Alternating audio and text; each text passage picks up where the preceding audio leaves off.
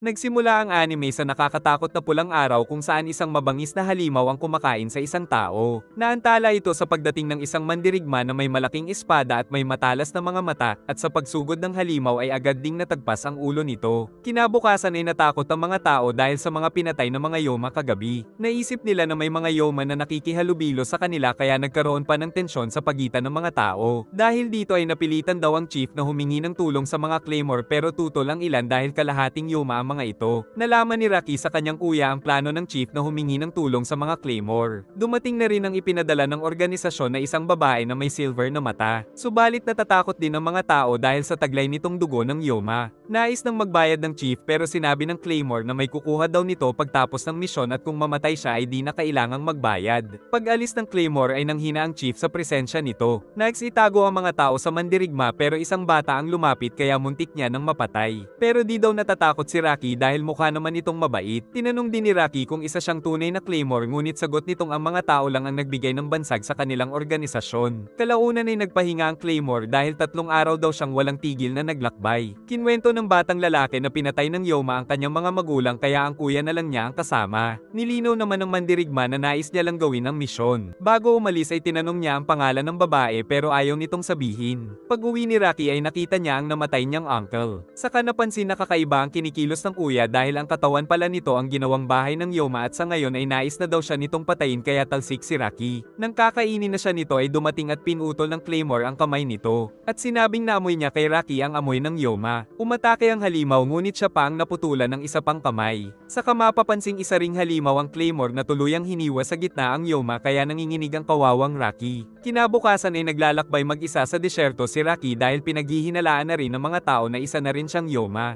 Ngunit nang magising ay nasa isang panuluyan na siya dahil iniligtas daw siya ng isang claymore. Kaya nagpa siya siyang hanapin ito. Nang malaman ng impormasyon sa isang lalaki ay agad siyang nagtungo sa gubat pero ibang claymore ang nakita. Ngunit nalaman niyang isa itong manlilinlang dahil di tinatawag ng tunay na claymore ang sarili kaya pinakita na nito ang tunay na anyo na isang yoma. Subalit dumating ang tunay na claymore kaya nagbanta itong papatayin si Rocky. Inihagis naman ng mandirigma ang espada kaya nagawa nitong mabutas ang kanyang katawan, subalit nang gamulang sila patungo sa espada ay naputol agad ang braso ng yoma at tuluyang tinagpas ang ulo nito. Tapos binunot ang kamay ng yoma at ginamit ang yoki upang maghilom ang sugat. Nais sana sa kanyang sumama ni Rocky dahil wala na itong pupuntahan. Pero kalaunan ay pumayag na itong gawin siyang tagapagluto at habang papaalis ay nagpakilalang si Claire. Sa susunod na bayan ay tinapos na rin ni Claire ang iba pang yoma kahit masama ang panahon. Pero lumipad ang isa para tumakas. Subalit ginamit ni Claire ang yoki sa inihagis ang espada na tumuhag sa katawan ng halimaw.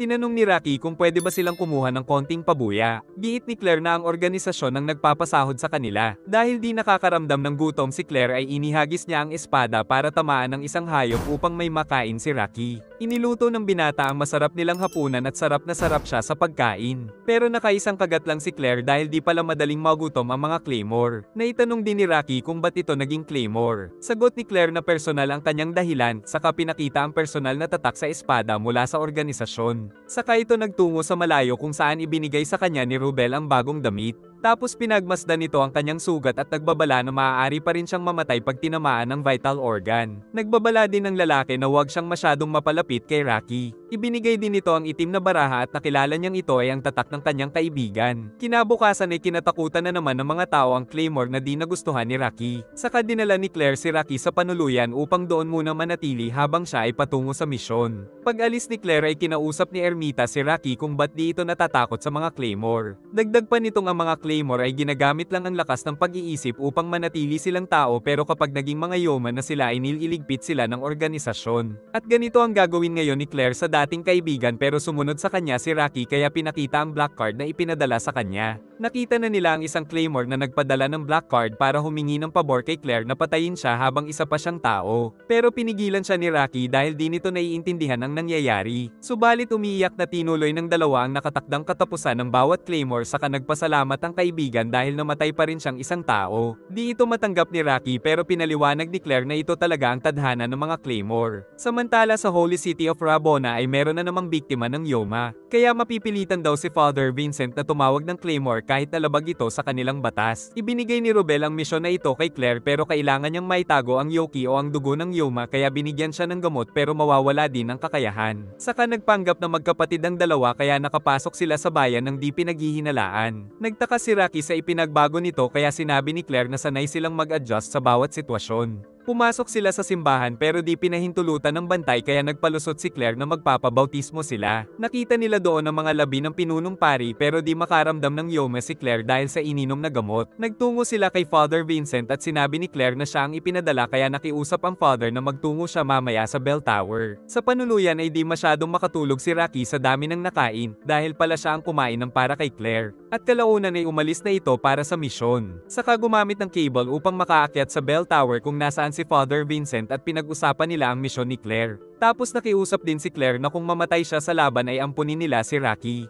Saka siya nagpatuloy sa paghahanap sa Yoma. Subalit inatake siya ng mga patalim at sinugod ng isang lalaki na siyang mga bantay sa Holy City. Pinagtulungan siya ng mga ito dahil inakalang isa siyang Yoma pero nagawa pa rin itong makatakas. Samantala sa simbahan ay isang bantay na naman ang nabiktima ng Yoma tapos isinunod agad nito ang kasama. Kinabukasan pagising ni Rocky ay nandoon na si Claire. Tapos pinuntahan sila ng mga bantay na naghahanap sa babae. Pero mabuti na lang ay nakainom na siya agad ng gamot kaya nawala ang silver na mga mata ng Claymore saka ito ipinagtanggol ng binata. Kinabukasan ay sinabi ni Claire na isang masibang halimaw ang kalaban nila na nagtatago mismo sa lugar. Pagsapit ng gabi ay nakita na naman siya ng dalawang bantay kaya anabangan nila ito at nakita nila ang silver eyes pero nagmamadali si Claire kaya sineryoso niya na ang mga babong kalaban. Kaya nagawa agad na makatakas ni Claire at pumasok siya sa simbahan kung saan naramdaman ang malakas na Yoki energy saka nakita niya ang bagong biktima. Nang bigla siyang atakihin ito at nadaplisan sa balikat, inatake ito ng mga patalim ng lalaki pero papatayin na sila kaya iniligtas ni Claire ang mga bowpoles. Pero nang sumugod ito ay natusok pa rin ni Claire. Saka sinipa si Tanga para di tamaan ng halimaw tapos hiniwa ang makapal na balat nito at sumugod din ng isa pa pero naputol ang espada. Pero dahil dito ay natusok ng Yoma si Claire. Naghanda ang dalawa sa papalapit na halimaw pero nang marinig ang maraming paparating ay tumakas ito. Nagpa siya si Gold na iligtas si Claire dahil iniligtas siya nito. Kinabukasan ay di pa rin nagigising si Claire pero namumuhi pa rin dito ang isang bantay kaya nasuntok ni Rocky ngunit binawian siya nito. Lumipas ang mga araw na nanatili si Rocky sa tabi ng Claymore. Hanggang sa magising na rin ito makalipas ang 2 araw.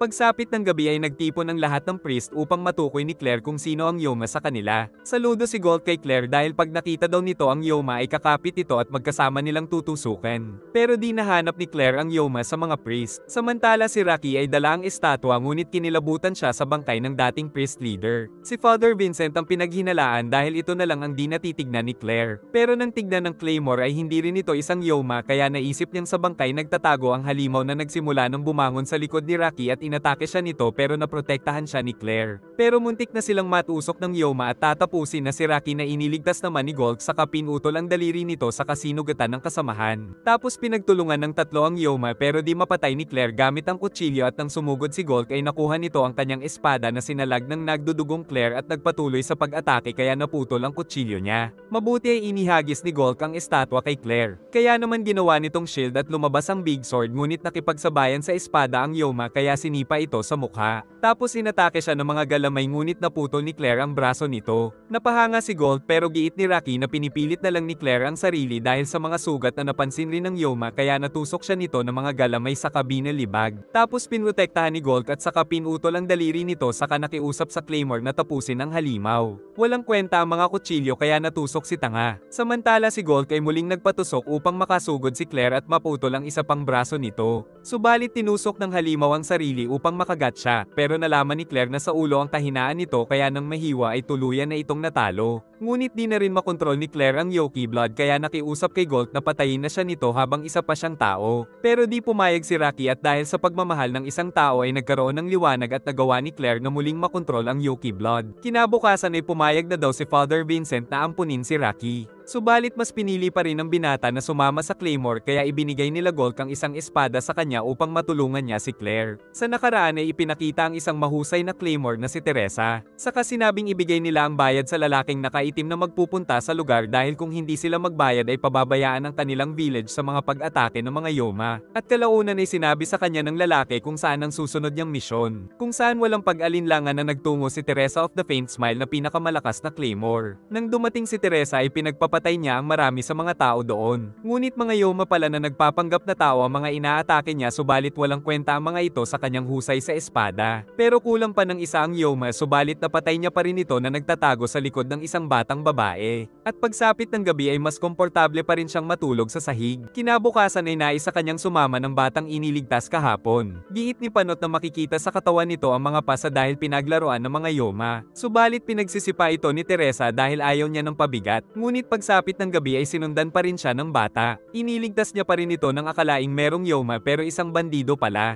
Ngunit naputol niya ang kamay ng isa subalit di natakot ang pinuno nila dahil alam nito ang batas ng mga Claymore na bawal silang pumatay ng tao. Kaya nais nilang bulat-latin si Teresa pero nang ipakita ang kanyang katawan ay pinandirihan siya ng mga ito. Kinabukasan ay sinusundan pa rin siya ng batang babae kaya tumalon siya sa bangin para tuluyan itong maiwan. Pero tumalon din ng bata kaya nahulog ito. Itinapon niya ito sa tubig para magising at makaligo. Kung saan nakita niya ang mga bakas ng pagmamalupit ng Yoma sa likod nito. Tapos nang huli siya ng kuneho nang di napapansin ni Teresa na nagiging masaya siya dahil sa bata. Samantala ang lalaki ay nais ipaghiganti ang kamay na pinutol ni Teresa. Sa kanilang paglalakbay ay muntik nang mahulog ang bata. At sa pagsapit ng gabi ay nakaramdam na rin ng pagkaawa si Teresa sa ulilang bata. Kinabukasan ay nais niyang malaman ang pangalan nito pero di makapagsalita. Kaya pinangalanan niya na lang itong Claire na labis nitong nagustuhan dahil hango ito sa dalawang Diyosa na sila Teresa at Claire pero pinigilan niya itong umiyak saka nagpatuloy maglakbay. Nang makita nila ang isang bayan ay sinabi ni Teresa na dito niya naiiwan si Claire para makapamuhay ng normal. Ngunit nakatulog na si Claire na umiiyak. Kalaunan ay nahanap siya ng lalaking pinutulan ng panglulo na nais siyang gawa ng kamanyakan. Pero pinalo siya sa ulo ni Claire kaya binugbog nito ang bata. Nagbanta naman si Teresa na handa niyang suwayin ang batas kung di nito titigilan si Claire kaya tumakbo ang kumag pero dahil dito ay nakapagsalita na si Claire kaya nalaman ni Teresa ang labis na pag-aalala nito na nagpatulo sa kanyang luha. Kinabukasan ay binilhan niya ito ng magandang damit. Saka tinapos niya ang Yoma sa isang atake lang. Labis na nagpasalamat ang pinuno ng bayan pero nang hingi na lang si Teresa ng pabor na alagaan nila si Claire. Subalit nagubad si Claire dahil ayaw niya ng magagandang damit dahil ang nais niya ay manatili sa piling ni Teresa. Kaya pinaliwanag ni Teresa ang panganib na dulot ng kanyang trabaho. At kalaunan ay tuluyan itong iniwan sa pangangalaga ng munting bayan. Subalit habang naglalakbay ay nakita niyang patungo doon ang mga bandido kaya nagmadali siya at naisip na ang Yoma pala na kanyang pinatay ang siyang hadlang sa pagsugod ng mga ito. Ngunit huli na ang lahat sa kanyang pagdating. Ang pinuno na may Falcon Sword ay pinagpapatay ang kalalakihan. At si Claire ay nakita ni Boy Putol. Tinutukso pa siya ng pinuno ng bandido saka dumating si Putol kasama si Claire. Dahilan para suwayin ni Teresa ang batas kaya pinutol ang nag-iisang kamay ni Putol at tinagpas din ang ulo nito. Pero natuwa pa ang pinuno dahil di daw nila uurungan ng isang Claymore. Umatake siya pero nasalag pa rin ni Teresa. Saka ipinakita nito ang kakayahan ng Falcon Sword pero saglit lang siyang tinapos ng pinakamalakas na Claymore. At ang sumunod na mga pangyayari ay ang malagim na pagpaslang ni Teresa sa mga ito. Agad namang nalaman ng misteryosong lalaki ang ginawa ni Teresa. Kaya ipinatawag si Teresa at inihanda para sa kanyang execution sa kamay ng mga kasamahan. Pero sa isang iglap ay napinsala ang mga kasamahan dahil di pa daw niya balak mamatay dahil nagkaroon na siya ng rason para mabuhay. Kaya naman balak ng lalaki na ipatawag ang ikalawa hanggang ikalimang pinakamalalakas na Claymore. Nagpatuloy ang dalawa sa paglalakbay at sa susunod na bayan nila balak magpahinga. Samantala napakaraming Yoma sa isa pang bayan ng kalaban ng mga malalakas na Claymore subalit walang kwenta ang mga ito sa kanila. Nag-aaway na sila Sofia at Noel kung sino ang mas magaling saka dumating si Irene na di nila nakitang bumunot ng espada pero napatay ang dalawang Yoma. Pagkatapos ay sinabi ni Irene na ipinatawag silang ikalawa hanggang ikalima na pinakamahusay na Claymore upang patayin si Teresa na number 1. Saka sinabi ni Irene na naging number 3 na lang siya at naging number 4 si Sofia at 5 si Noel dahil isang super rookie ang nakakuha ng ikalawang pwesto na si Priscilla. Priscilla. Kaya nais itong kalabanin ni Noel pero natamimi siya nang makita ang napakaraming Yoma na tahimik palang pinagpapatay ni Priscilla kaya maihahalin tulad nila ang kakayahan nito kay Teresa. Kalaunan na isang Yoma na naman ang nakita ni Teresa ngunit di nagtagal na nakakabit ang ulo nito na labis na ipinagpasalamat ng mga tao kaya nakahingi siya ng isang magandang silid para makapagpahinga ang dalawa. Subalit naramdaman niyang dumating ang malalakas na kasamahan na agad na pumasok ng panuluyan at nagbayad din ng malaki para sa mga pinsala. Pagpasok ay nagsimula sa pag-atake si Irene subalit nagawa ni Teresa na makipagsabayan sa kanyang kakaibang bilis. Saka naman dumating ang mga kasama nito upang tuluyan siyang patayin. Napansin ni Teresa ang super rookie at kanyang ikinagulat ang husay at lakas nito. Nagpatuloy ang dalawa sa napakabilis na pag-atake kaya napakasakit sa tenga at nagkakaroon ng pagyanig. Pero kulang pa sa karanasan si Priscilla kaya nagagawa na ni Teresa na makalamang sa laban. At kalaunan ay muntik na itong mapugutan ng ulo kundi lang kay Irene saka nagpatuloy sila sa pag-atake sa isa't isa. Sa pangunguna ni Irene ay naglabas sila ng sapat na Yuki blood upang lumakas. Saka nagpatuloy ang apat sa pag-atake kay Teresa pero di pa rin nila ito mapatay kahit anong gawin at si Irene pa pala ang napinsala nito pero nagpatuloy sila Sofia at Noel subalit talsik si Noel at si Sofia ay nahiwa sa tiyan. Nag-aalala pa si Priscilla pero pinaalis na siya ni Irene. Subalit natalo na naman sila ni Teresa nang di pa gumagamit ng Yuki blood. Saka papatayin na nito si Priscilla pero di tinuloy dahil nagbago na siya dahil kay Claire kaya mapayapa na umalis ang dalawa. Pero isa itong malaking pagkakamali dahil di na nakontrol ni Priscilla ang sarili dahil sa matinding pagkamuhi kaya sinundan si Teresa at kaagad nitong inatake. Subalit nagpatuloy pa sa paggamit ng Yuki blood si Priscilla kaya napahaba ang kamay nito at nasugatan si Teresa. Tapos tuluyan ng di nakontrol ng rookie ang Yuki blood. Kaya nagdulot ng mga pagyanig ang laban ng dalawa subalit di pa rin ito manalo kay Teresa kahit na gumamit si Priscilla ng maraming Yuki blood. Saka binigyan ito ni Teresa ng pagkakataon na magbalik sa anyong tao pero bigla itong nagtungo sa likod niya. Tapos tuluyan na itong naging Yoma kaya wala nang magagawa si Teresa kundi patayin siya. Subalit sa isang iglap ay naputol nito ang mga kamay ni Teresa at tinagpas ang kanyang ulo. Saka tuluyan na itong naging isang kinatatakutang nagising na nilalang. Sinubukan itong patayin ni Irene pero nabigo at naputol pa ang kanyang braso. Sila Noel at Sofia naman ay pinagtutusok ng mga galamay nito. Saka tuluyang hiniwa si Irene. Tapos balak na nitong kumain kaya wala nang magawa si Claire pero nilagpasan siya at humanap ito ng ibang pagkain. Di niya matanggap ang nangyari kay Teresa kaya niyakap ang ulo nito. Saka dinala niya ito sa bayan na ikinatakot ng mga tao at nakiusap siya sa lalaki na ilagay sa kanya ang laman ni Teresa kaya ngayon ay isa na rin siyang Claymore. Subalit isang babae ang nahabol ng Yoma pero napatay ito ng mga dumating na Claymore. Saka nagkaroon pa sila ng diskusyon dahil nakatakas kay Claire ang isang Yoma at muntik nang makain ng isang babae. Sinabi ni Rubel na dapat siyang mag-ingat. Sagot ni Claire na meron na siyang karanasan pero giit ng lalaki na isa lang mas ibang halimaw ang nakalaban niya sa katedral dahil kung tunay itong nagising na nilalang ay mamamatay siya sa ilang segundo lang. Pero dahil mapilit si Claire ay binigyan niya ito ng misyon sa isang nagising na nilalang. Kinabukasan ay nagtungo sila sa sinabi ni Rubel saka dinala sila ng isang gabay sa mga makakasama na matagal na palang naghihintay. Tapos tinukso si Claire ng mga ito na isang laruan niya lang si Rocky kaya nagkaroon ng tensyon sa pagitan nila. Kaya pinatigil ng magiging raid leader na si Miria sila Helen at Deneve. At sinabing magpakilala sila at sabihin ang karanasan sa nagising na nilalang. Si Miria ay number 6 at marami ng karanasan. Si Helen ay number 22 at walang karanasan. Si Deneve ay number 15 at wala ring karanasan. At si Claire ay number 47 at wala ring karanasan. Pinagtawanan siya ni Helen dahil si Claire pala ang pinakamahina sa mga Claymore. Kalaunan ay nagpaalam si Claire patungo sa misyon saka nahuli na naman siya sa meeting place. Habang naglalakbay sila ay tinutukso siya ni Helen kaya bubunot ng espada na pinigilan ni Deneve dahil magsasayang lang sila ng lakas. Tapos naghanap sila ng kuweba para doon magpahinga. Ngunit si Claire ay nais munang subukan ni Miria dahil may napansin siyang kakaiba sa aura nito. Nagsimula ang kanilang labanan kung saan pinanood sila ng dalawa. Hanggang sa tumalsik ang espada ni Claire kaya nalaman na ni Miria ang kanyang kapasidad.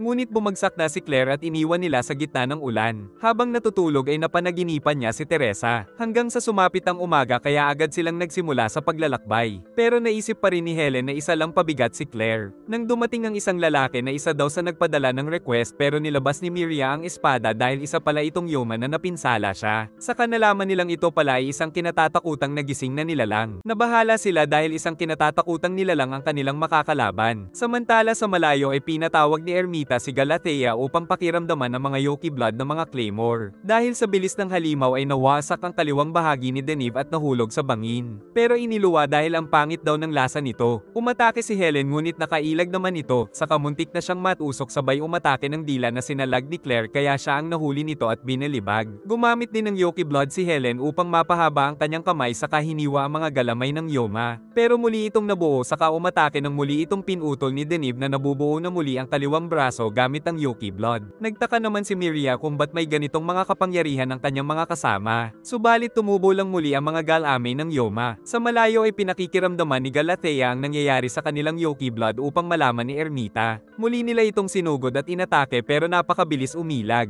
Giit ni Miria na noon ay may mga lalaki ring Claymore at ang kanilang kaharap ay isa sa mga ito. Giit ni Ermita na mabilis daw kasing maabot ang limitasyon ng mga lalaking Claymore kaya tinigilan na nila ang paggawa sa mga ito. Nagsabay ang tatlo sa pag-atake pero wala pa ring kwenta. Giit ng halimaw na kaya sila ipinadala sa kanya ay dahil nais ng organisasyon na ipaligpit sila. Kumilos ito ng napakabilis at natusok nito si Denib, saka nakailag kay Miria at natusok din si Claire tapos umilag naman kay Helen at winasak ang kanyang likod. Kaya bagsak na ang tatlo at si Miria na lang ang natitira. Habang naghihintay si Rocky ay binigyan siya ng hapunan ng lalaki. Pero nagbabala ito na wala na daw nakakabalik sa mga ipinapadalang Claymore sa bundok. Mabilis na kinuha ni Miria si Denib na nakita niyang pinapagaling ang sugat nito. Muli siyang nakailag sa atake ng halimaw pero nagalit na ito ngunit ilusyon lang niya ang tinamaan saka kinuha ang dalawa pang kasamahan tapos pinagtabi niya ang mga ito. Napagtanto ng halimaw na single digit rank si Miria dahil sa bilis nito. Sumugod siya ng napakabilis at nagawang matusok ang braso ng Yoma, ngunit di na naman siya tinamaan kaya napinsala niya ito sa tagiliran at isa pa sa likod nito. Napahanga ang mga kasama pero alam ni Claire na nahihirapan na si Miria dahil lagpas sa kanyang limitasyon ang ginagamit na Yuki Blood para di tamaan ng kalaban. Subalit nahuli na rin si Miria ng halimaw at dinilaan pa sa mukha. Saka hinalukay pa nito ang kanyang lamang loob pero walang magawa si Helen dahil sa pinsala. Sa kabila nito ay nakabangon si Claire na may pinakamababang rank. Tapos hindi rin siya matamaan ng mga galamay kaya nagsimula na silang magtaka. Tinatago pala ni Claire ang Yuki Blood niya at nararamdaman niya rin agad ang Yuki Blood ng halimaw kaya madali siyang nakakailag. Naisip ni Miria na pangtapos talaga ng Awakened Being ang teknik ni Claire dahil di maitago ng mga ito ang kanilang Yuki Blood. Napansin din ni Galatea sa malayo na may pagbabago sa takbo ng labanan dahil naputol ni Claire ang braso ng Yoma at naputol din ang mga daliri nito sa kanihiwa ang mahabang dila at pinutol din ang iba pang galamay, subalit napakatigas ng leeg nito kaya tinamaan na siya at binalibag. Ngunit dahil dito ay nakapag-regenerate na ng kaunti si Miria saka umilag sa mga galamay mula sa ilalim. Saka nagtulungan silang mapinsala ang buong katawan ng halimaw kaya tumaagas ang dugo ng Awakened Being. Napatuwad ang Yoma nang matalo nila ito pero marami din silang injury. Nang malaman ni Galatea ang nangyari ay di rin makapaniwala si Ermita. Masama pa rin ang kalagayan ni Denib sa tindi ng pinsala nito. Kaya napahanga si Helen dahil si Claire ay nagawang makaligtas. Pare-pareho silang nakaranas na ng awakening at hindi rin sila masyadong sumusunod sa organisasyon kaya naisip na baka nais talaga silang ipahamak sa Awakened Being. Kinwento ni Miria na noon ay nagkaroon siya ng misyon sa isang Awakened Being pero nang mapatay nila ito ay nalaman niyang ito ang matalik na kaibigan ngunit hindi sinabi sa kanya ng organisasyon dahil dito ay di niya nakontrol ang dugo ng Yoma at muntik na rin siyang maging halimaw. Ipinangako niya rin daw na maghihiganti sa organisasyon kaya baka ipinapahamak talaga sila. Ngunit nag-iimbestiga na daw siya kung paano may paghihiganti ang kaibigan. Dagdag pa ni Miria na sila ay mga half-awakened na. Samantala nararamdaman ni Galatea ang mga pagbabago ng kanilang Yuki dahil sa kanilang usapan. Naisip ni Denib na gamitin ang kanyang half-awakened Yuki powers upang pagalingin ang sugat pero sinabing patayin siya kung tuluyan siyang maging Yoma. At naramdaman naman ito ni Galatea. Nakabalik naman sa sarili si Denib pero nagbabala si Miria na wag na itong ulitin.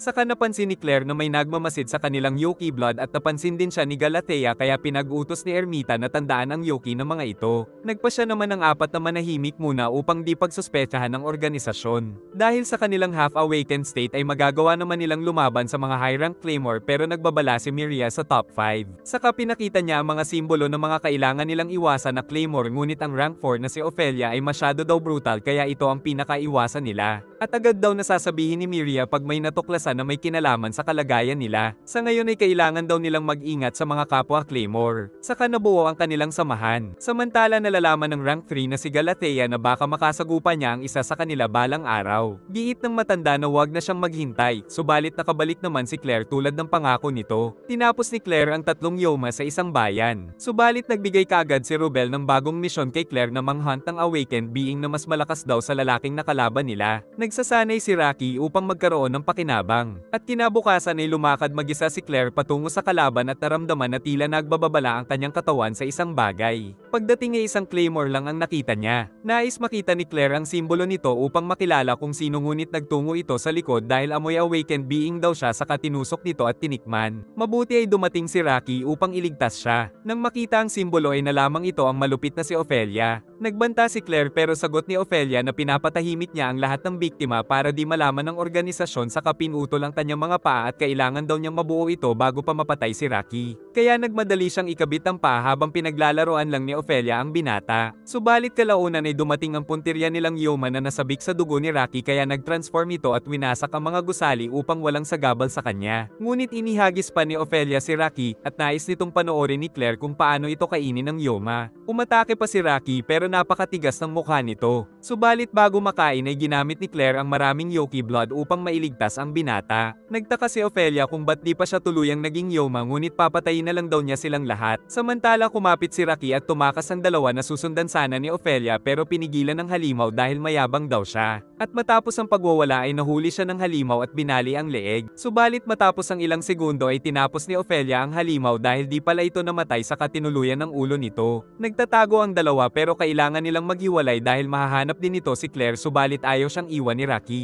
Kaya nilaplap ito ni Claire para makinig at panangakong muli silang magkikita, kaya pumayag ng umalis si Rocky. Samantala balak nang hanapin ni Ophelia si Claire. Kaya kahit tumakbo siya ng mabilis ay nahabol pa rin ni Ophelia sa isang bangin. Saka pinalabas ang Yoki powers ng top ranker at nilabas din ni Claire ang kapangyarihan pero itinago itong muli, saka siya sinugod ni Ophelia na natuwa dahil nagagawa ni Claire na ma-predict ang kanyang mga atake. Biglang umatras si Claire dahil naramdaman na tatapusin na siya nito. Subalit wala pa rin siyang nagawa sa mga atake ni Ophelia kaya napabagsak siya nito. At nalaman na pinanginginig nito ang kamay upang makagawa ng parang ahas na ilusyon. Sinubukan pa ring lumaban ni Claire subalit naputol ang kanyang braso at nahiwa pa siya sa katawan kaya tuluyang nahulog sa bangin. Pero nalaman ni Ophelia na paraan lang ito ni Claire. Maraming pinsala si Claire pero nakaligtas naman siya. Subalit nahanap siya ni Ophelia na nalaman ng plano ni Claire dahil dinala nito ang naputol na kamay. Kaya kinuha nito ang kanyang braso at tuluyang tinapos sa ere. Lumalaban pa rin si Claire pero nahiwa lang siya sa likod. Hiniwa din ang natitira niyang kamay kaya katapusan niya na. Ngunit dumating ang isang estranghero kaya nagalit si Ophelia at sumugod pero di nito matamaan kahit anong gawin. Sa halip ay siya pa ang napinsala ng napakabilis na espada nito dahil ito pala ay ang dating rank 2 na tumugis kay Teresa na si Irene. Nagising si Claire sa isang silid at binigyan ni Irene ng mga pagkain dahil isang linggo na daw siyang natutulog. Pero nais nang umalis ni Claire kaya pinigilan ni Irene dahil sa kanyang kalagayan. Habang nagsisibak ng kahoy ay naalala ni Irene si Claire noon. Nais pa rin umalis ni Claire kaya sinabi ni Irene na sa kalagayan niya ay malabong mapatay niya si Priscilla upang ipaghiganti si Teresa. Subalit porsigido pa rin si Claire kaya ibinigay na nito ang espada niya. Samantala si Ophelia ay nagkakaroon ng mga flashback sa kanyang nakaraang buhay kaya di niya namalayang nakapaglabas ng maraming Yoki powers. Nagsimula ring turuan ni Irene si Claire ng flash sword. Kahit nahihirapan dahil di siya sanay sa kaliwang kamay ay wala siyang planong sumuko. Pagkatapos maligo ay ibinigay sa kanya ni Irene ang matagal nang di nasusuot na damit. Napansin ni Claire na di pa rin nagbago ang katawan ni Irene. Sagot nitong di naman sila tumatanda at ang nagsisilbi nilang katapusan ay kamatayan o pagiging isang Yoma. Alam daw ni Irene na sinisisi ni Claire ang sarili sa pagkamatay ni Teresa pero napansin daw nitong mas naging masaya si Teresa mula nang makilala si Claire. Kinabukasan ay nagsanay pa rin sila. Saka sinabi ni Irene na ang sikreto sa flash sword ay ang kalmadong pag-iisip. Pagbangon ni Claire ay pinutol niya ang natitirang braso nito. Saka pinutol niya ang sariling braso upang ipagamit ito kay Claire. Kaya inilagay ito ni Claire saka gumamit ng Yoki blood upang maikabit ito. At bago umalis ay pinangako ni Claire na ibabalik ang kamay ni Irene. Subalit nakita si Irene ng isa pang claymore kaya pinagtakpan niya si Claire. Pero siya pala ang pakay nito dahil matagal na siyang pinaghahanap. Saka nagpakilala itong si Rafaela na kasalukuyang rank 5. Naramdaman ni Claire ang pagtibok ng kamay ni Irene. Tapos nakaramdam siya ng kakaibang presensya dahil naging Yoma na pala si Ophelia pero di pa rin ito alam. Sumugod at umatake si Ophelia ngunit nagagawa ng sabayan ni Claire dahil sa itinuro ni Irene pero nakagat pa rin siya nito at hinampas pa ng buntot saka nilubog sa tubig. Subalit nang makita nito ang kanyang anyo ay napagtantong isa na siya ngayong awakened being na di nito matanggap. Bigla namang nakakilo si Claire at inubos ang braso ng halimaw. Nagalit ito at umatake pero di niya masaktan si Claire. Kaya umatake ng mga kaliskis pero nasalag lang lahat tapos tuluyan niyang nahiwa ito. Subalit di niya na makontrol ang kamay na napansin ni Ophelia. Tapos inilagay nito sa buntot ang kanyang human form at hinamon si Claire na patayin siya nang di nagigising ang Yoki blood. Pag-atake ng halimaw ay ibinigay ni Claire ang lahat ng lakas upang upang maubos ang katawan nito pero tinusok siya ng Yoma. Subalit di pa rin sumuko si Claire kaya nagpatuloy sa pag-atake hanggang sa maubos ang katawan ng halimaw at tuluyan niyang tinapos si Ophelia. Nakarating sa organisasyon ng pagkamatay ni Ophelia kaya naisip nila ang posibilidad na si Claire ang gumawa nito. Kaya napagkasundoan ng organisasyon na ipahanap si Claire. Samantala si Claire ay nagpanggap na isang lalaki habang ipinagtatanong si Rocky. Subalit wala siyang malaman na impormasyon kaya naghanap muna ng matutuluyan. Dito ay sinabi ng lalaki na may 4 na claymore doon ngayon dahil isang malakas na Yoma daw ang target nila sa bundok ng Zakel. Mabuti na lang ay merong gamot si Claire upang maitago ang presensya ng kanyang Yoki blood. Nakita niya sa labas ang grupo ng mga claymore at napansin pa siya ni Jean. Kinabukasan ng makaalis na ang mga claymore ay muli niyang hinanap si Rocky. Samantala ang 4 ay nagtungo sa kanilang destinasyon sa bundok. Kalaunan ay nakausap niya ang 2 bata na nakatingin sa estatwang Teresa and Claire. Nalaman niyang nakausap ng mga ito si Rocky subalit 10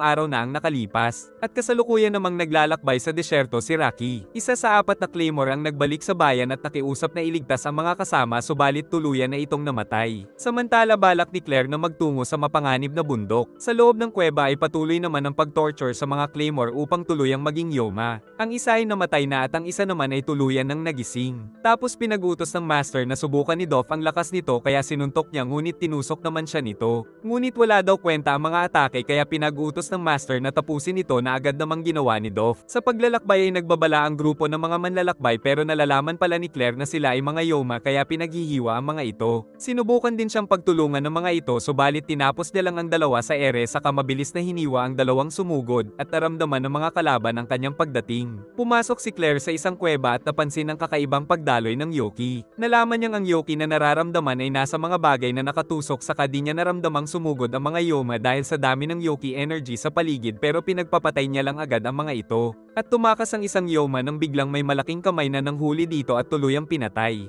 Naramdaman ni Claire ang napakalakas na Yoki energy na nagmula kay Dolph na nais daw siyang paglaruan ngunit di ito makakilo sa sikip ng lugar ngunit ang atakihin ng walang tigil ay napakatigas nito at nahuli pa ng mata ang kanyang espada at muntik na siyang tamaan nito. At nang makuha ni Claire ang espada ay naramdaman ni Riffle ang kanyang lakas. Samantala ang isang claymore ay pinapahirapan upang maging kasapi nito. Naglabas ng matigas na bagay si Dolph na tinamaan si Claire. At ang kasunod ay winasak ang kanyang buto sa paa sa kabalak siya nitong hubadan upang malaman kung babae siya o lalaki.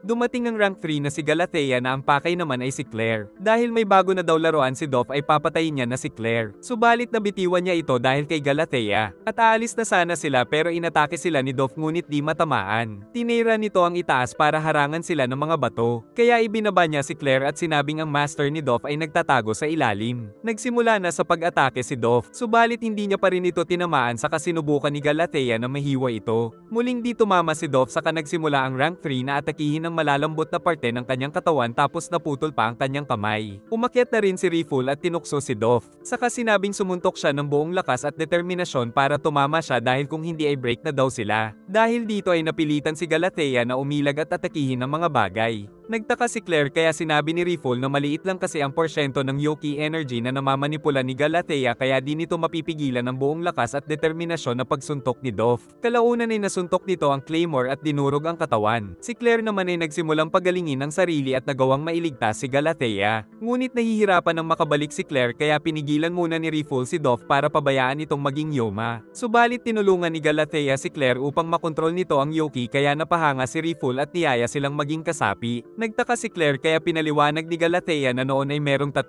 pinakamalalakas na claymore ang na-awakened at naging pinakamalalakas na Yoma at nagtungo ang bawat isa sa 3 direksyon at tinawag ang mga itong Dwellers of the Deep. At ang isa dito ay si Riffle of the West. Nagtanong si Galatea kung ba't naghahanap na ng mga kampan ang Dwellers of the Deep. Sagot ni Riffle na naghahanda siya dahil Yam-abang daw ang nasa Hilaga mula nang makilala nito ang babaeng may isang sungay. Nakilala ni Claire na ito ay si Priscilla kaya tinanong ni Claire ang kinaroroonan nito. Pero sasabihin lang ito ni Riffle pag tinamaan siya kaya biglang sumugod si Claire pero pinipigilan naman siya ni Dolph. Saka nagtungo si Claire sa likod ni Riffle pero pinigilan siya ni Galatea at binalibag dahil malapit na siyang maging Yoma at sinabihang huwag magpapadala sa emosyon. Dagdag pa nitong kailangan nila ng tulong ng rank 9 na si Jean pero nasa panganib na ang buhay nito. Subalit kailangan nilang sumugal kaya pinigilan niya si Dolph at nagawa niyang mahiwa ang mukha nito habang si Claire ay hinanap naman si Jean. Kaya balak nang ilabas ni Galatea ang lakas upang pigilan ito. Nakita na rin ni Claire si Jean subalit isa na itong ganap na yoma kaya nagmakaawa itong tapusin siya. Pero sa halip ay niyakap siya ni Claire at pinalakas ang kanyang loob na subukang kontrolin ang Yoki energy nito na matagumpay namang nagawa ni Jean. Saka sinabi ni Claire na kailangan nila ang tulong niya. Nanghihina na si Galatea sa tindi ng mga pinsala. Kaya naisip ni Riffle na magiging yoma na rin ito dahil sa dami ng ginamit na Yoki. Subalit dumating sila Jean at Claire saka nahugot na ni Galatea ang nakatusok na bakal. Giit ni Galatea na sila ni Claire ang bahala kaya maghanda si Jean ng strike attack nitong pinakamalakas sa lahat ng Claymore. Nagsimula ang dalawa sa mabibilis na pag-atake sa halimaw upang makapaghanda ng pag-atake si Jean. Tinusok din nila ito subalit nakatakas at pinaghampas ang dalawa subalit dumating na ang pinakamalakas na strike attack pero nasuntok pa rin siya nito kaya nabigo ang tatlo sa plano. Pero matindi pa rin ang pinsala ng katawan ng umiiyak na Dolph. Akala ni Riffle ay natalo na ang mga ito pero bumangon pa si Claire kaya sinabi ng Yoma na di niya gustong patayin ang mga ito dahil nais niya silang gawing alagad. Subalit balak ulitin nila Claire at Jean ang plano. Kaya muling nakipaglaban si Claire kay Dolph at pinaghihiwa ito ng napakabilis at kahit nasuntok siya ng Yoma ay di pa rin tumigil. Habang si Jean ay pilit na inihahanda ang pangalawang pag-atake ay nasuntok muli si Claire. Tapos aatakihin na nito si Jean subalit iniligtas ng kasama. At habang sumusugod si Jean ay nag-concentrate ang bida kaya nagawang iwasan si Jean ng kanyang flash strikes. Di na nakaatake si Dolph dahil kay Galatea kaya tuluyan nang nabutas ni Jean ang katawan ng halimaw pero bago matapos si Dolph ay pinigilan na siya ni Riffle. Subalit tinamaan nito ni Claire kaya sila na daw ang panalo ngunit nawasak ni Riffle ang paligid dahil nag-transform sa tunay niyang anyo.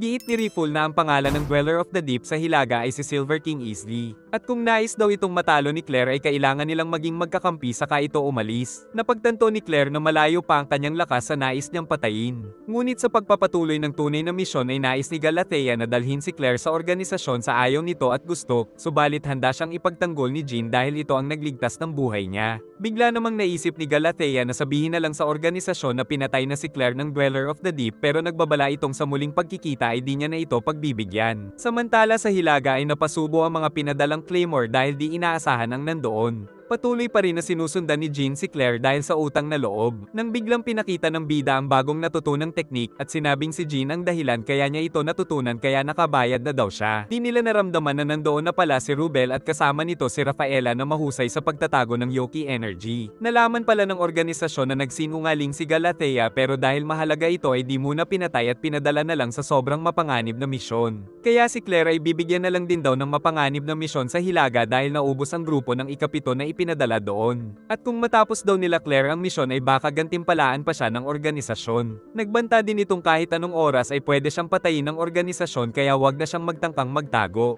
Dagdag pa nitong si Rocky ay patungo rin daw sa Hilaga. Nagtungo na ang mga Claymore sa Hilaga at biglang may umatake kay Claire na isa palang pagbati mula kay Helen ngunit ipinagtanggol siya ni Jean kaya nangialam si Deneve at sinabing kaibigan sila ni Claire. Nagulat sila nang malaman na rank 9 si Jean at si Claire ang nagligtas sa buhay nito. Tinawag sila ni Flora na rank 8 at inakala nilang si Flora ang magiging leader pero nandoon pala si Miria na rank 6 na sinabing puro mga awakened beings ang kakalabanin nila na ikinabahala ng mga kasama. Sinabi ng mayabang na rank 11 Ondine na pwede nang umuwi ang mga natatakot. Sinabi ni Deneve na nagpapasikat lang ito kaya nagalit si Ondine. Mamamagitan sana si Miria ngunit pinakita ni Flora ang kakayahan at sinabing lumaban sa kanya ang may nais ng gulo. Tapos tinawag ni Miria sila Jean, Ondine, at rank 13 Veronica dahil silang lima nila Flora ang magiging raid captain. Sunod ay nagkaroon sila ng kanya-kanyang mga raid team. At kalaunan ay nagpahinga muna sila upang maghanda sa misyon samantala nagtungo si Claire sa mga kaibigan. Tapos ginamit nila ang mga espada bilang tanda ng kanilang samahan. Saka dumating si Jean na sumali na rin sa kanila. Napansin nila ang braso ni Claire pero di sinabi kung kanino ito nanggaling.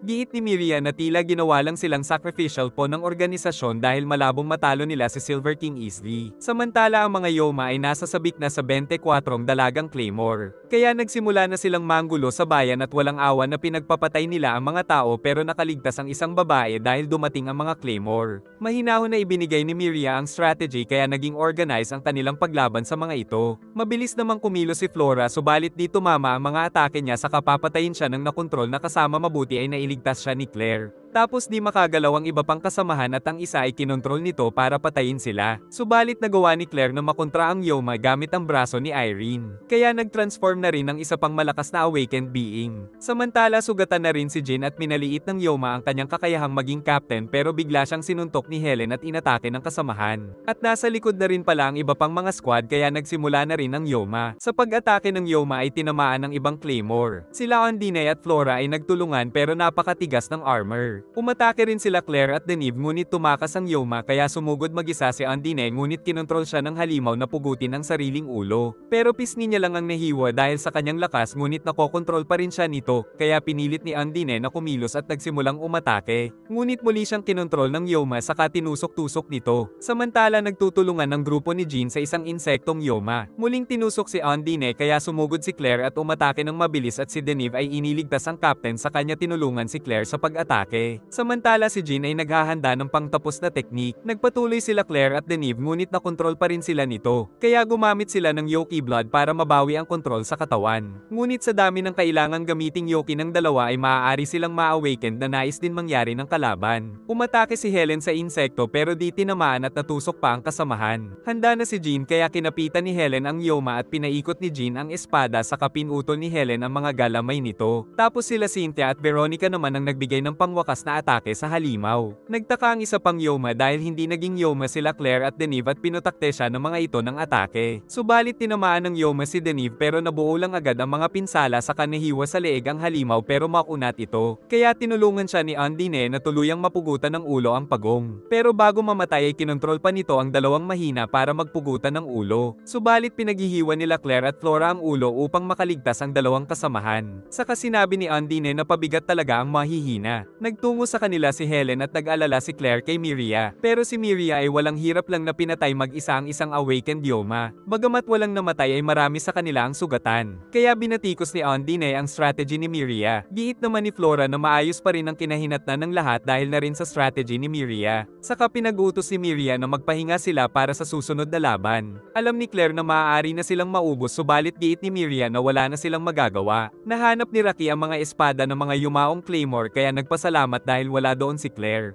Kalaunan ay nakita niya ang isang babae at kanya itong iniligtas sa nahulog na bato. At tila nagustuhan siya nito. Saka dumating ang kasama nito na si Isley at sinabing bibihirang magkagusto si Priscilla sa mga tao. Dagdag pa nitong baka ang amoy ni Rocky na galing sa timog ang nagustuhan ni Priscilla. Saka dumating ang mga manlalakbay na nagbabala sa kaguluhan sa bayan ng Pita. Subalit nais pang magtungo doon ni Rocky at sinabi ni Isley na madadaanan nila ito. Natutulog si Priscilla kay Rocky nang tinanong ni Isley ang kanyang koneksyon sa mga claymore. Sagot ng binata na niligtas kasi siya ni Claire kaya ito naman ang nais niyang protektahan. Tinanong ni Isley kung may kakayahan ba siyang gawin ito dahil isang kasalanan ng pagiging mahina. Dahil dito ay nakiusap si Rocky na magpaturo na di naman ito tinanggihan kaya nagsimula siya agad sa pagsasanay. Tila isang milagro na walang nasawi sa kanila. Pero nagalit si Ondine sa usapan ng mahihina kaya umalis ito. Ngunit nang magtungo si Deneve sa bago nilang mga sandata ay nakita niya ang tunay na anyo ni Ondine. Nalaman ni Deneve na nagpapanggap lang itong malakas upang maipaghiganti ang yumao niyang kaibigan. Dumating rin si Helen ngunit pinagtakpan ni Deneve si Ondine upang di makita ang tunay niyang payat na anyo. Sa kakinwento ni Deneve na pare-pareho silang may masalimuot na karanasan sa mga Yoma kaya dapat ay pagkatiwalaan nito ang mga kasama. Pinipilit ni Flora na sabihin ni Claire kung kanino nanggaling ang braso nito. Mabuti ay dumating si Jean saka sinabi na rin ni Claire na ito ay ipinahiram sa kanya ni Irene na dating rank 2 pero ibabalik niya rin ito kapag napatay niya na si Priscilla. Nakatulog na si Rocky sa sobrang pagod sa pagsasanay ng espada. Saka nakipagkita si Isley sa isa niyang mandirigma na si Rigardo. At pinag-utos ni Isley na pangunahan nito ang kanilang hukbo at ubusin ang mga claymore sa Pita. Kaya ngayon ay naghahanda na ang mga claymore sa pagdating ng napakaraming awakened being sa pamumuno ni Rigardo. Yumayanig dahil sa mga yabag ng mga halimaw habang nag-aabang lang ang mga claymore. Subalit nakuha ng Yoma ang kasamahan na agad na pinatay at ang isa pa ay nawasak ang katawan ng lumilipad na Yoma. Ang isa ay binalibag naman sa pader dahil sa tibay ng armor nito. Ngunit ang nasa isip ni Claire ay kailangan niyang makasurvive. Sumugod ang isa na winasak din ng halimaw ang katawan. Sila Deneve at Ondine naman ay nagawang mapatay ang isa, saka sinalag niya ang isang halimaw, tapos umatake ang mga kasama sa katawan nito. Ang Armored Titan ay inatake ng mga kasama habang si Jean ay pinaikot ang kamay at nawasak ang braso ng Yoma. Tinusok ni Helen ang isa at pinutol nila ang daliri.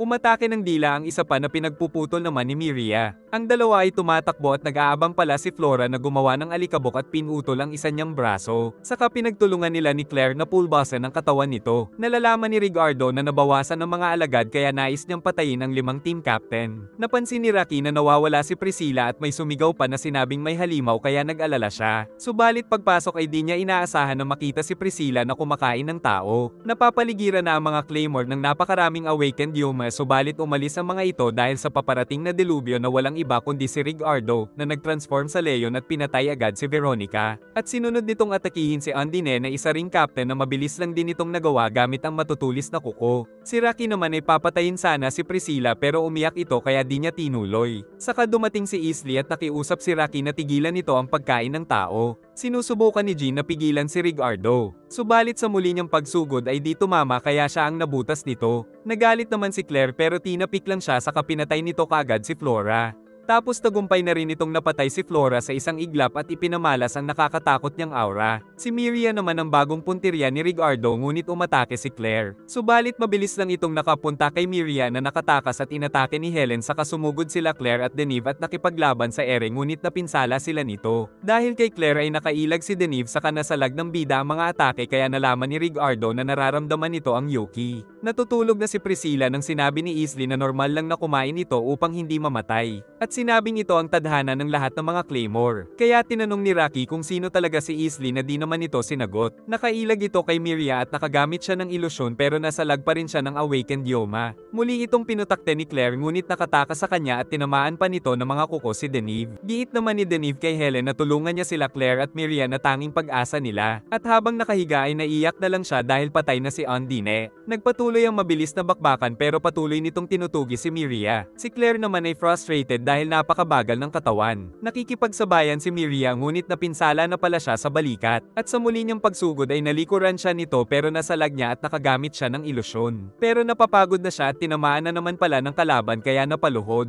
Sumugod muli ang dalawa kaya nainis si Rigardo at tinuruan sila ng leksyon. Nakasalubong nila Rocky ang mga manlalakbay na nagbabala sa kaguluhan sa pita. Kaya nais magtungo ni Rocky ngunit pinipigilan siya ni Priscilla subalit umalis pa rin siya. Nagsimula si Rigardo sa pag-atake kay Claire. Sumugod naman sa likod si Miria pero tinamaan siya ng mga kuko kaya sumugod ang dalawa na pinatalsik lang nito. Tapos kitang-kita ni Claire na tatapusin na nito si Miria. Subalit nakaligtas ito dahil naputol ang braso ni Rigardo dahil kay Claire na malapit na ring maging awakened Yoma. Napansin nila na ang mga paalang nito ang nag-transform para sa bilis. Subalit nang sumugod ay bumangga dahil di niya pa makontrol. Nasalag ni Rigardo ang espada niya at di siya nito mapatay dahil isa na lang ang kamay. Samantala tinipon ng mga kasama ang mga sugatan. Pinatalsik siya ni Rigardo at kukunin ang kamay pero inunahan siya ni Helen at pinaghihiwa ito. Saka sumugod si Claire na muntik na pero nakatakas ngunit tumama sa bahay. Dahil bumabangga palagi sa mga bahay si Claire ay naisip niyang ay pangpreno ang espada. Subalit umatake ito at umilag siya kaso tumama na naman siya sa pader. Muling nagtuos ang mga kuko laban sa espada at nakailag ito sa atake ni Helen. Nasalag ito ni Claire pero natusok pa rin siya at napatalsik. Sinugod si Helen pero muntik na naman ang kanyang braso tapos nakontrol na nito ang binti kaya nailigtas ang kaibigan. Dahil nakokontrol na nito ang mga binti ay naisip ni Rigardo na sa wakas ay may makakalaban na rin siyang magaling dahil ang huli niyang nakalaban na malakas ay si Isley. Sinalag niya ang atake ni Claire at pinatalsik ito. Saka pinalabas niya ang nakakatakot na Yoki kaya nalaman ni Isley na malakas ang kalaban ng Silver-Eyed Lion King. Napakatindi ng kanilang labanan dahil sa pambihirang mga lakas kaya patuloy ang pagyanig sa buong paligid subalit walang nais magpatalo sa dalawa. Napahanga si Miria sa kanyang nakitang labanan habang si Helen ay nahihirapang umasinta. Dumating naman si Rocky na agad na kinuha ni Helen at dinala sa mga kasama. Pero matigas ang ulo ni Malcolm porket nilaplap siya ni Claire kahit wala naman siyang may itulong dito. Nalungkot lang siya nang makita si Claire dahil baka tuluyan na itong maging awakened Yoma. Saka pananghinaan siya ng loob dahil wala siyang magawa ng pinatalsik si Claire. Pero bumangon pa rin ito subalit nagseryoso na ang Lion kaya nasabi ni Isley na tapos na ang laban. Binato ng halimaw si Claire at inisip na patay na ito subalit nakatalon pala at agad siyang sinugod nito. Napinsala siya nito sa balikat at naglabas ng malakas na yoki na naramdaman nila Easley at Priscilla, saka pinaghihiwan nito ang buong katawan ni Rigardo at tuluyang nagpira-piraso. Sa pagkawasak ni Rigardo ay naramdaman ni Priscilla ang aura ni Teresa. Agad namang ibinalita ni Helen ang pagkapanalo ni Claire na ikinatuwa ng mga kasamahan. Subalit di na makontrol ni Claire ang sarili kaya naglabas ng pambihirang yuki at si Priscilla naman ay nagmadaling magtungo sa kanya. Inatake ni Claire si Helen dahil di na nito makontrol ang sarili. Saka nakiusap na tapusin na siya ni Helen pero ayaw ng kasama. Samantala si Priscilla ay dumating at nakita ang mga bangkay, na dahilan para magbalik ang kanyang mga alaala noong isa pa siyang tao at noong kinalaban niya si Teresa kaya naging isa siyang awakened Yuma hanggang sa maputol niya ang ulo nito. Samantala di na mapigil ni Claire ang yoki sa katawan kaya mapipilitan na si Helen habang tutol pa rin si Jean. Nang biglang naramdaman ng nakakatakot na yoki na nagmula sa nagising na Priscilla. Dahil dito ay sinugod ni Claire ang demonyong may isang sungay. Aalis sana si Galatea nang biglang inutusan ni Rubel na magtungo siya sa hilaga upang magmanman. Naramdaman ni Easley na nagising na si Priscilla. Kasama rin niya ang mga alagad pero ayaw niyang isugal pa ang mga buhay nito. Samantala ang mga kaibigan ni Claire ay nais siyang hanapin. At bago umalis si Deneve ay kinuha niya ang espada ni Ondine. Si Rocky naman ay nag-astang supot dahil sa takot. Sinugod nila ang bagyo para hanapin si Claire nang makita nila si Galatea kaya naghanda silang lumaban. Subalit sa halip ay sinabi pa nito sa kanila ang tamang direksyon ni Claire at kung sino ang kalaban nito.